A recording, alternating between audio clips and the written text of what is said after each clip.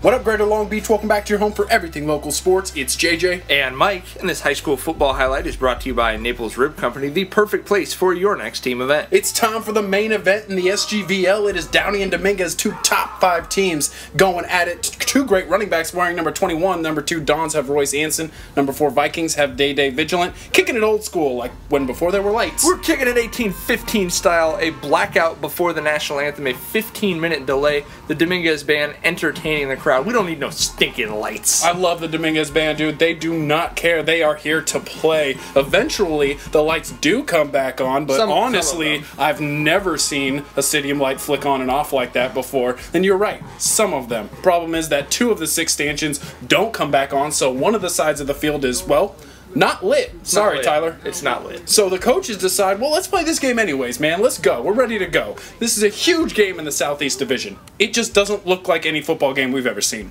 Well, you think it's easy to stop the Dons in the light. Imagine if you can't see what they're doing. However, Dominguez does stop themselves with a penalty and then an incompletion on 3rd and long. Downey, first drive, shows that Vigilant is hard to find as well. Hashtag small but mighty. But the Vikings fall victim to the same trap, 3rd and long. Hinckley Rapati came to the sideline and said, I couldn't even see that ball. But, as was the case all night long, now for something completely different. Quarterback Curtis Tafua is going to drop back and throw a visible 45-yard pass down to the 15-yard line on 3rd down to Siu Pele Finau. Yeah, the Dons have 11 completions this year, 6 of them for touchdowns. 3 plays later, it's 3rd down again. This time, Tafua rolls out. He's going to throw it into the end zone, but it's going to be intercepted by Jalen Thompson, and he makes one man miss, and he got the digital dash. 100 yards like mama rang the bell. It's time for dinner. I'm going home. Pick 6. Amazing turn of events.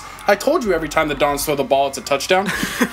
You're absolutely right. And JJ, I have to say, this is the kind of scene you really want to watch for a long, long time. Unfortunately, the lights go out once again. Yeah, Dominguez given 30 minutes to get the lights back on. Downey stands are like, you used to light me with your cell phones, late night when the field is dark. And the band played on. The Marching Dawn serenade the Downey fans this time, more proof that the best high school bands live in Compton.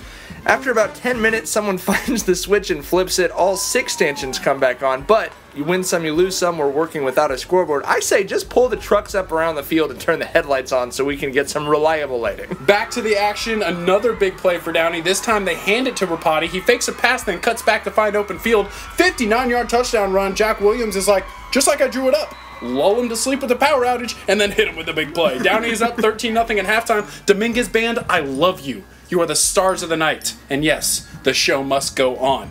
Dons need a spark in the 3rd quarter. Neil Peluso says, really, I'm the plug. Really, I'm the plug.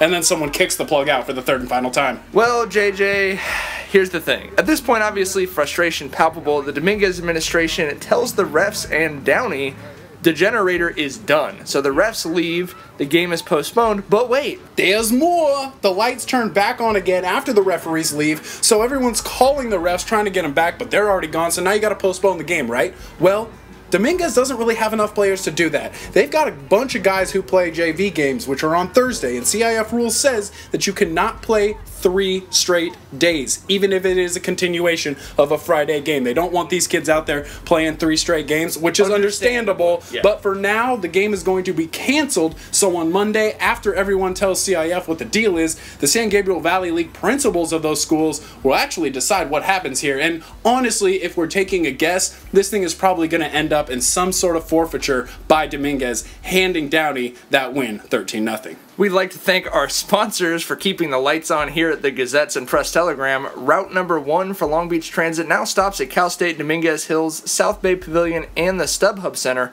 home of the LA Galaxy. And thanks for tuning in for a whole lot of foreplay and not a lot of actual play. Yeah, I felt like that was a Monty Python sketch, and now for something completely different. We will have the news when we get it on this situation, as always, because this is your home for local sports, no matter if the lights are on or not.